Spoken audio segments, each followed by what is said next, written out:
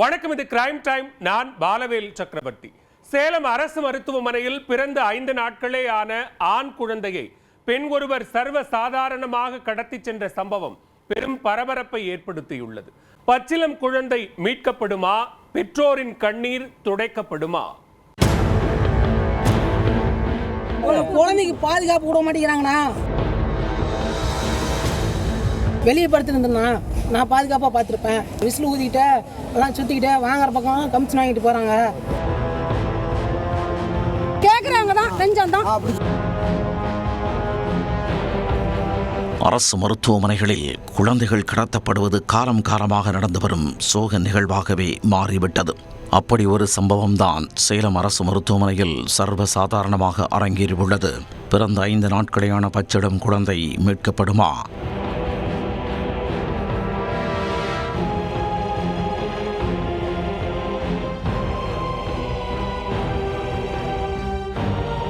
ஈரோடு அருகே பள்ளிப்பாளையம் பகுதியைச் சேர்ந்தவர்கள் தங்கதுரை வெண்ணிலா தம்பதி. வெண்ணிலா 2வது கர்ப்பமானதை தொடர்ந்து பிரசவத்திற்காக அவரை சேலம் அரசு மருத்துவமனைக்கு உறவினர்கள் அழைத்துச் சென்றுள்ளனர். இந்த நிலையில் அவருக்கு அறுவை சிகிச்சை மூலம் அழகான ஆண் குழந்தை பிறந்துள்ளது.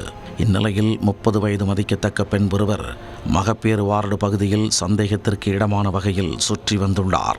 வெண்ணிலாவிற்கு தற்போதுதான் குழந்தை பிறந்துள்ளது என்பதை தெரிந்து கொண்ட அந்த பெண் வாழ்த்துச் சொல்வது போல் வந்து வெண்ணிலாவிடம் பேச்சு கொடுத்துள்ளார். வெண்ணிலாவும் அப்பாவியாக அவரிடம் பேச உறவினர்கள் அருகில் இல்லை என்பதை தெரிந்து கொண்டு தனது வேலையை காட்டத் தொடங்கினார். குழந்தையின் கண்கள் மஞ்சளாக இருப்பதாக கூறி கண் மருத்துவரை பார்க்க வெண்ணிலாவை குழந்தையுடன் அழைத்துச் சென்றுள்ளார். அப்போது வெண்ணிலாவின் கவனத்தை திசை திருப்பிவிட்டு அப்பெண் குழந்தையுடன் எஸ்கேப் ஆகிவிட்டார். பதறிப்போன வெண்ணிலா இது குறித்து தனது கணவர் மற்றும் உறவினர்களிடம் தெரிவிக்க அதிர்ந்து போயினர். உடனே அரசு மருத்துவமனை காவல் நிலைய போலீசாரிடம் புகார் அளிக்க போலீசார் அலர்ட் கொடுத்து தீவிர தேடுதல் வேட்டையில் இறங்கினர். சிசிடிவி காட்சிகளை ஆய்வு செய்ததில் மருத்துவமனை வளாகத்தில் இருந்து முகக்கவசம் அணிந்த பெண் ஒருவர் குழந்தையை கடத்திச் செல்லும் காட்சிகள் பதிவாகியிருந்தது தெரிய வந்தது.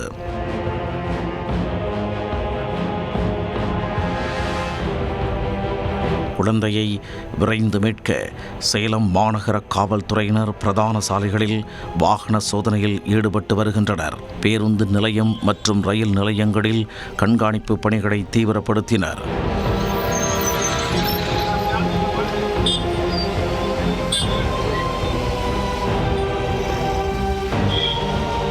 மகப்பேறு மற்றும் குழந்தைகள் சிகிச்சை பிரிவில் உறவினர்களே உள்ளே அனுமதிக்க பல கட்டுப்பாடுகளை விதிக்கும் மருத்துவமனை காவலர்கள் குழந்தையை கடத்திச் செல்லும் வரை எப்படி அலட்சியமாக இருந்தனர் என கேள்வி எழுப்பினர்.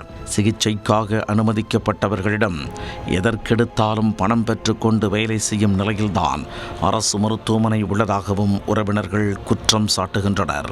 எல்லாமே கமிஷன் தானாங்க. நான்லாம் ஓப்பனாக சொல்கிறேன். என் பாப்பா கூப்பிட்டு போகிறேன். 500 1000 பணம் கொடுத்தேன். சும்மா ஒன்றும் கிடையாது. நான் வீடியோவில் பேசணும் கிடையாது. 1000 2000 10,000 செலவு பண்ணிக்கிறேன். கவர்மெண்ட் ஆஸ்பத்திரின்னு சொல்கிறாங்க. வண்டி தள்ளுறவங்க தூக்கிட்டு போகிறவங்களும் பணம் கொடுத்துருந்தேன். 10,000 செலவு பண்ணிக்கிறேன். இல்லை, இப்போ செக்யூரிட்டி சரியில்லைன்றீங்களா இங்கே இருக்கவங்களா? நான் செக்யூரிட்டி. ஆமாங்க, செக்யூரிட்டி என்ன பண்ணுறாங்க? குழந்தைக்கு பாதுகாப்பு விட மாட்டேங்கிறாங்கண்ணா.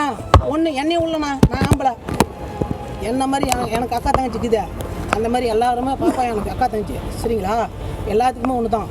அந்த மாதிரி ஒன்று வீட்டில் குறைங்க, மாமியா அம்மா ஆயா பாட்டி யாரும் ஒரு லேடிஸ் உள்ளாமே நீ போவாத பால் வாங்கி தரணும் கேட்குறாங்களா? செக்யூரிட்டி நான் அவங்க விடாதனால தானே இவ்வளோ பிரச்சனையை வெளியே படுத்துட்டு இருக்கோம்னா.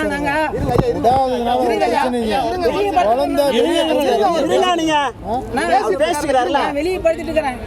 கூட்டுமே அந்த மாதிரி போயிருக்கோம்னா என் தங்கச்சி விட்டு போயிருக்குமா? வெளியே படுத்துருந்தேன்னா நான் பாதுகாப்பாக பார்த்துருப்பேன். விசில் ஊதிக்கிட்டே எல்லாம் சுற்றிக்கிட்டே வாங்குற பக்கம் கமிஷன் வாங்கிட்டு போகிறாங்க. பிறந்த குழந்தையை கூட ஆதாயமாக நினைத்து திருடிச் செல்லும் இதுபோன்ற கும்பல்களை மீண்டும் குற்றச் செயலில் ஈடுபட முடியாதபடி கடுமையாக தண்டிக்க வேண்டுமென பாதிக்கப்பட்டவர்கள் வலியுறுத்தியுள்ளனர்.